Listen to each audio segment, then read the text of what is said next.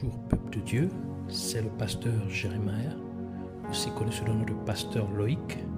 Nous voulons écouter la parole de Dieu pour la semaine, mais avant tout nous voulons commencer par une parole de prière. Alors en signe de révérence à notre Père Céleste, à notre Dieu, baissons nos têtes et prions ensemble. Père éternel, Dieu de gloire, Dieu tout-puissant, Roi des rois, Seigneur des seigneurs, toi qui règnes au-dessus de toutes choses, toi le seul et véritable Dieu, toi qui n'as pas de comparable dans les cieux, sur la terre et sous la terre et partout ailleurs. Reçois la gloire, l'honneur et la majesté. Merci encore, Père, pour nous donner une opportunité de plus, de pouvoir nous recueillir dans ta présence, de pouvoir être équipés de ta parole, car ta parole est une épée à double tranchant. Merci Seigneur de nous armer de ta connaissance, de ta révélation. Parce que tu as dit là où il n'y a point de révélation, le peuple périt. Merci de ne point nous laisser périr. Que tu sois honoré et glorifié. Nous nous levons au nom de Jésus contre tous ceux qui s'élèvent contre la connaissance de la parole de Dieu. Tous ceux qui s'opposent à la connaissance de la vérité soient liés, renvoyés dans les gouffres de l'enfer au nom de Jésus-Christ. Et nous proclamons que Jésus-Christ est Seigneur à la gloire de Dieu le Père. Merci encore de prendre le contrôle de l'air, de l'atmosphère et de tout ce qui est autour de nous et en nous. Au nom de Jésus-Christ. Amen. Alors nous prenons notre lecture des Saintes Écritures dans le livre de Luc, chapitre 11, versets 21 à 22. Nous lisons ainsi la parole de Dieu dans le livre de Luc, chapitre 11, versets 21 à 22, au nom de Jésus-Christ. Lorsqu'un homme fort et bien armé garde sa maison, ce qu'il possède est en sûreté. Mais si un plus fort que lui survient et le vainque, il lui enlève toutes les armes dans lesquelles il se confiait et il distribue ses dépouilles. Que le Seigneur bénisse sa parole, qu'elle vienne pleine de révélation, de profondeur, de grâce, de vie et de sagesse au nom de Jésus-Christ. Amen. Aujourd'hui, le Seigneur voudrait nous entretenir sur la délivrance. La délivrance. Dans notre passage principal des Saintes Écritures que nous venons de lire, lorsqu'il s'agit de questions spirituelles, c'est-à-dire du domaine spirituel, il y a ce qu'on appelle l'homme fort. Un homme fort, dans la terminologie spirituelle, est une entité spirituelle qui contrôle la vie d'une personne. La personne ne peut être et faire que ce que l'homme fort lui permet d'être ou de faire. C'est comme une vache qui est contrôlée par un joug. La vache reçoit l'ordre d'aller dans la direction que la personne qui contrôle le joug veut qu'elle aille. C'est pourquoi Jésus-Christ a dit dans Matthieu chapitre 11, versets 28 à 30, « Venez à moi, vous tous qui êtes fatigués et chargés, et je vous donnerai du repos. Prenez mon joug sur vous et recevez mes instructions, car je suis doux et humble de cœur, et vous trouverez du repos pour vos âmes. Car mon joug est doux et mon fardeau léger. Dans ce passage des Écritures, Jésus-Christ faisait intuitivement référence à la délivrance parce qu'une telle personne est abusée spirituellement par l'homme fort, contrôlant sa vie. Et c'est en fait une entité spirituelle démoniaque qui draine la personne avec plusieurs problèmes dans sa vie. Par conséquent, la personne ne peut pas progresser dans sa vie comme Dieu l'a appelé à évoluer. Ainsi, Jésus-Christ appelle tous ceux qui sont contrôlés par une entité spirituelle démoniaque à venir à lui pour recevoir la vraie délivrance en prenant la décision solennelle, c'est-à-dire sincère et ferme, de renoncer à cette entité spirituelle démoniaque et de faire de Jésus-Christ l'homme fort de leur vie. Car le joug de Jésus-Christ est facile et son fardeau est léger. Beaucoup de gens font l'erreur de venir à Dieu uniquement avec l'intention de résoudre leurs problèmes. Mais ils ne veulent pas suivre les voies de Dieu. Ils ne veulent pas faire de Jésus-Christ l'homme fort de leur vie en acceptant vraiment Jésus, non seulement comme leur sauveur, mais aussi comme leur Seigneur. Et ce fut le cas dans les versets qui suivent notre passage principal des Saintes Écritures, c'est-à-dire dans Luc chapitre 11, versets 24 à 26, qui dit: lorsque l'esprit impur est sorti d'un homme, il va dans les lieux arides pour chercher du repos. N'en trouvant point, il dit: je retournerai dans ma maison d'où je suis sorti. Et quand il arrive, il la trouve balayée et ornée. Alors il s'en va. Et il prend 7 autres esprits plus méchants que lui. Ils entrent dans la maison, s'y établissent. Et la dernière condition de cet homme est pire que la première. Dans ce passage, l'homme avait reçu sa délivrance. Mais il a commis l'erreur de ne pas faire de Jésus-Christ le Seigneur de sa vie. Et par conséquent, l'Esprit de Dieu n'habitait pas la vie de cet homme. En d'autres termes, Jésus-Christ n'était pas l'homme fort de la vie de cet homme. Parce que lorsque vous acceptez Jésus-Christ comme votre sauveur et Seigneur, votre corps devient la demeure du Saint-Esprit. D'où la parole de Dieu déclare dans 1 Corinthiens chapitre 6 verset 19 qui dit: quoi? Ne savez-vous pas que votre corps est le temple du Saint-Esprit qui est en vous, que vous avez reçu de Dieu et que vous ne vous appartenez point à vous-même? Par conséquent, parce que cet homme n'a pas fait de Jésus-Christ son sauveur et Seigneur, sa vie était donc vide de la présence de Dieu. C'est pourquoi l'esprit impur, c'est-à-dire le démon, a pu revenir et posséder cet homme.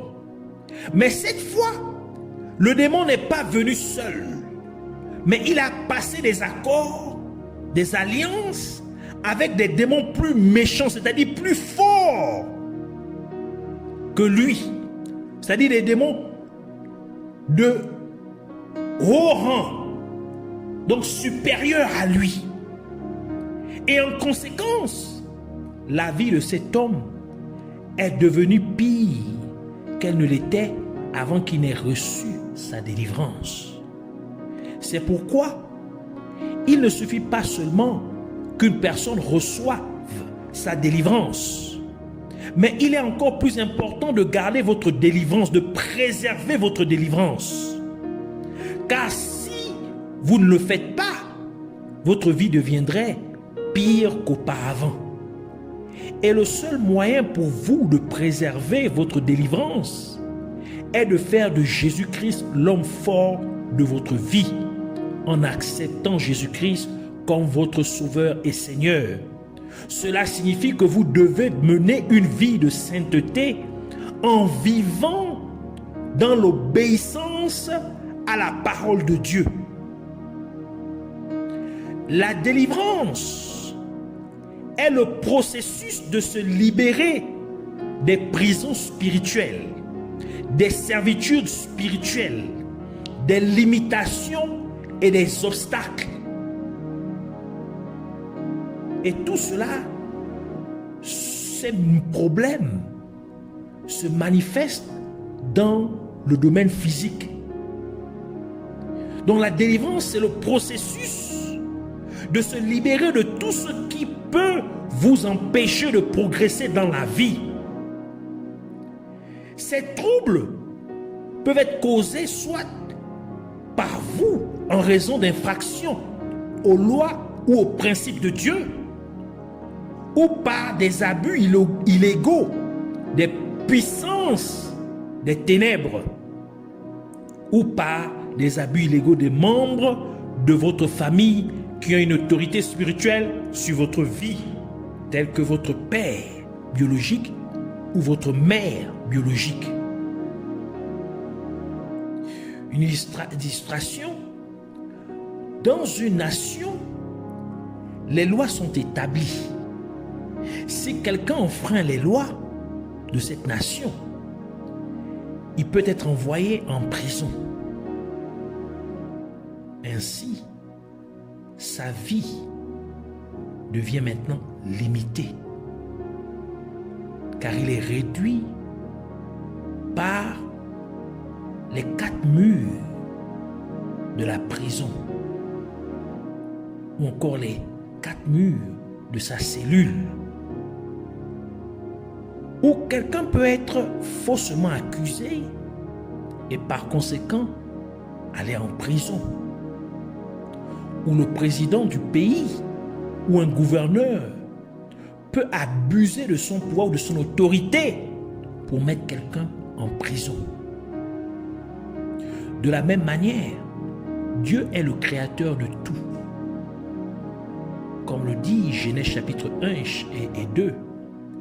Et il est celui qui a établi les lois et les principes pour réguler toute la création.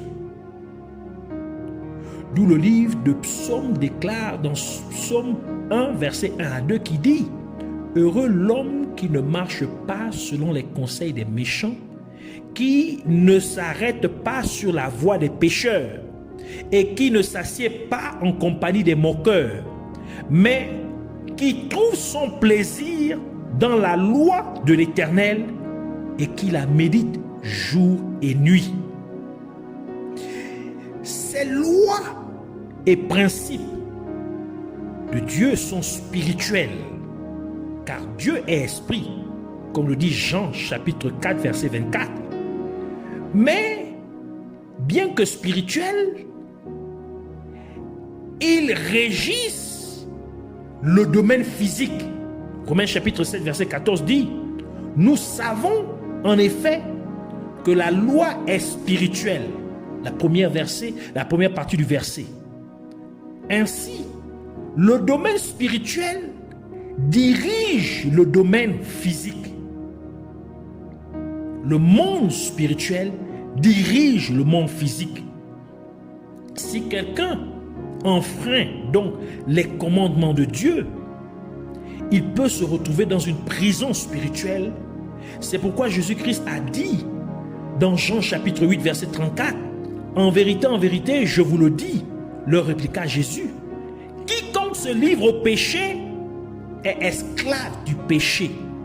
Quiconque commet le péché devient, il est emprisonné à cause de son péché.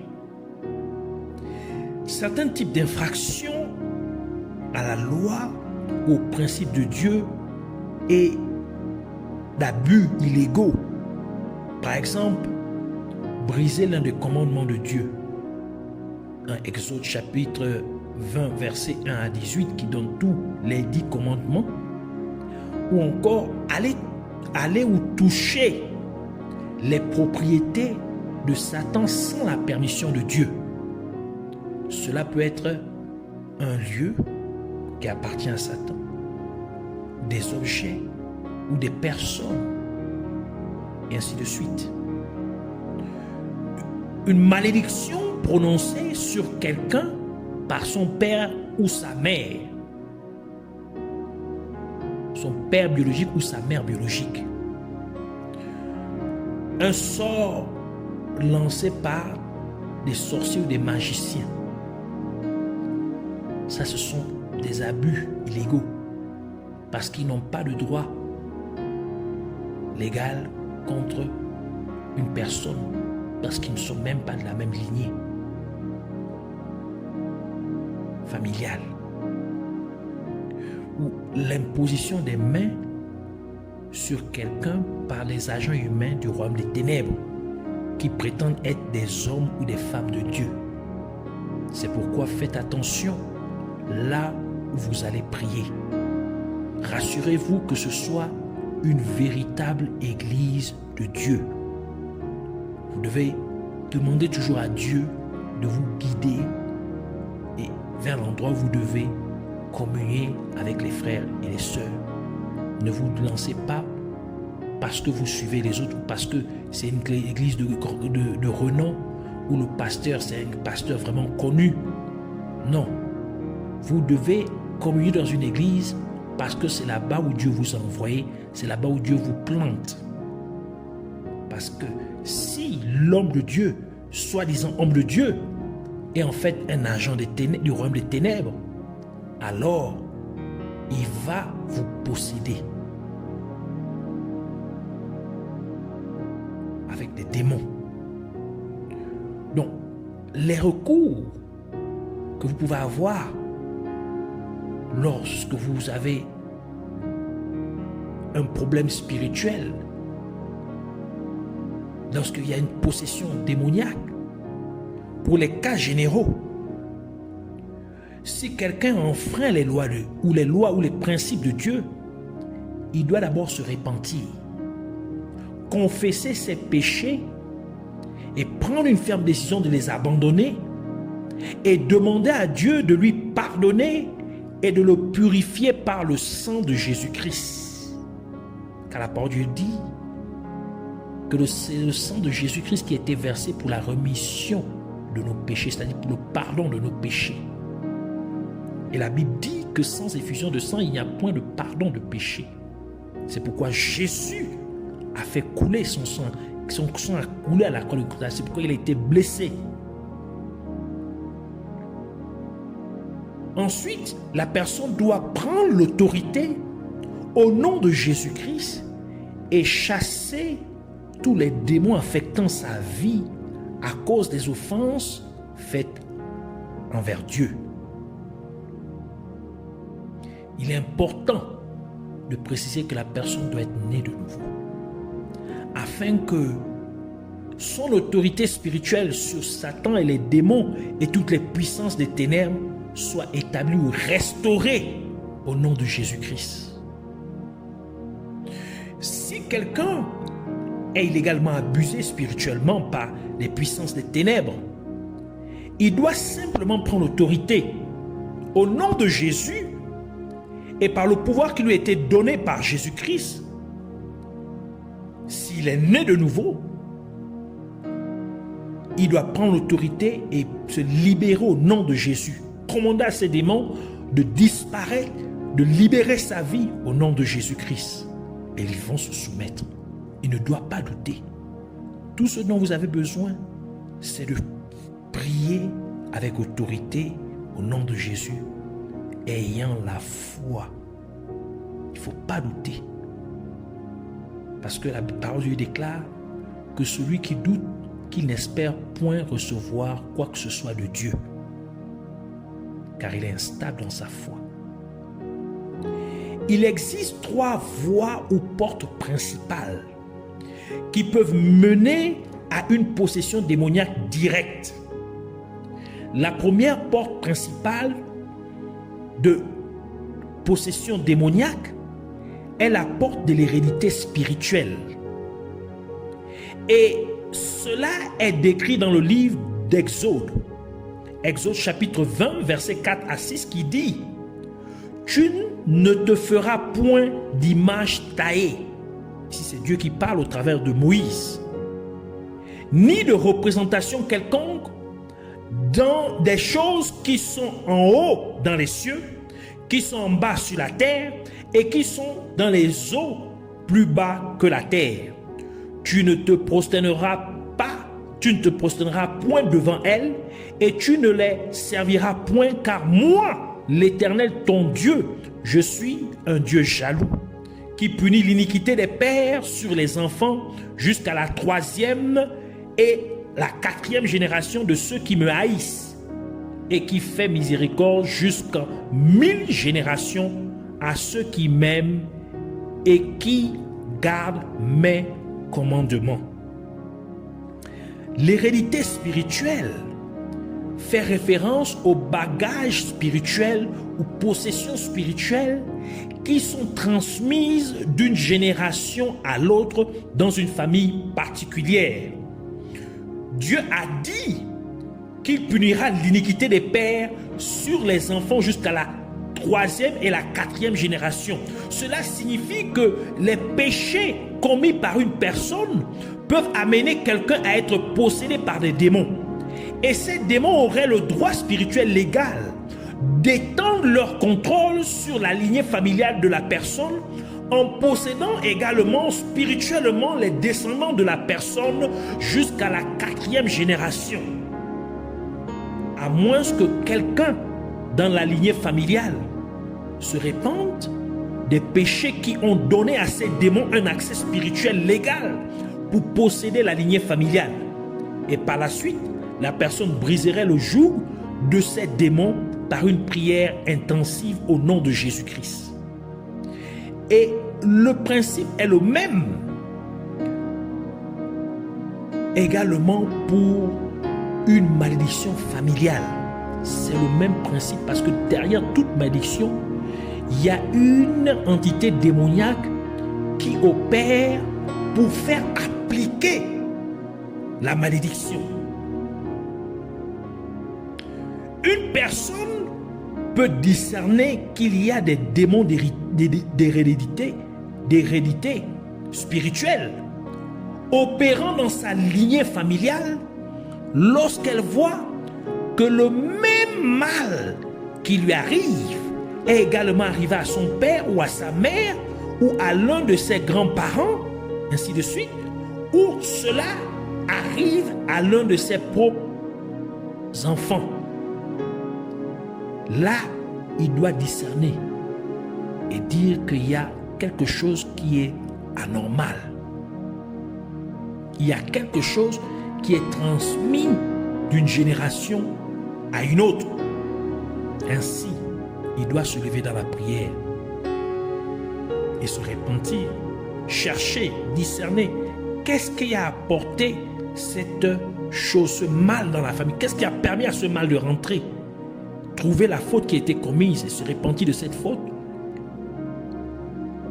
Au nom de Jésus-Christ, invoquer le sang de Jésus et prier pour briser et chasser le démon qui opère pour perpétrer ce mal dans la famille, dans la lignée familiale, au nom de Jésus-Christ.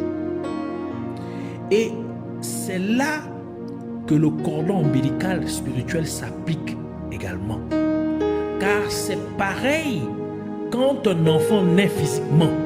Le cordon ombilical serait coupé pour séparer l'enfant de sa mère biologique. C'est de même spirituellement.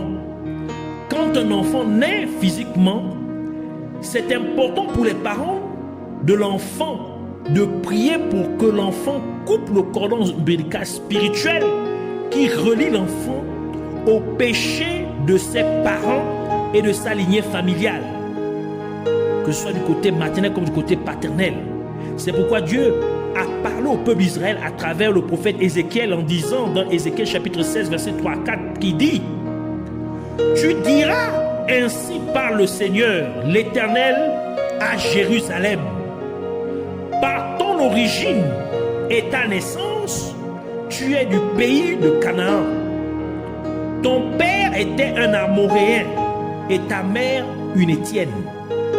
À ta naissance, au jour où tu naquis, ton nombril n'a pas été coupé. Tu n'as pas été lavé dans l'eau pour être purifié. Tu n'as pas été frotté avec le sel. Tu n'as pas été enveloppé dans des langes.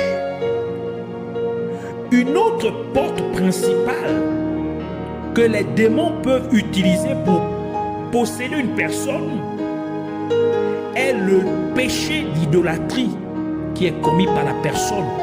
Parce que derrière tout acte d'idolâtrie, il y a une entité démoniaque qui est adorée. Ainsi, la parole de Dieu déclare dans 1 Corinthiens chapitre 10, verset 19 à 21 qui dit: que dis-je donc? Que la viande sacrifiée aux idoles est quelque chose ou qu'une idole est quelque chose? Nullement. Je dis que ce qu'on sacrifie, on le sacrifie à des démons et non à Dieu. Or, je ne veux pas que vous soyez en communion avec les démons. Verset 21. Vous ne pouvez boire à la coupe du Seigneur et la coupe des démons. Vous ne pouvez participer à la table du Seigneur et à la table des démons. Cela implique que toute forme d'idolâtrie peut conduire à une possession démoniaque directe de la personne commettant un tel acte d'idolâtrie. Ceci inclut, par exemple, lorsqu'un enfant est dédié aux ancêtres ou à un esprit quelconque, ou quand quelqu'un va consulter par exemple un féticheur ou un marabout ou un liseur de cartes ou de la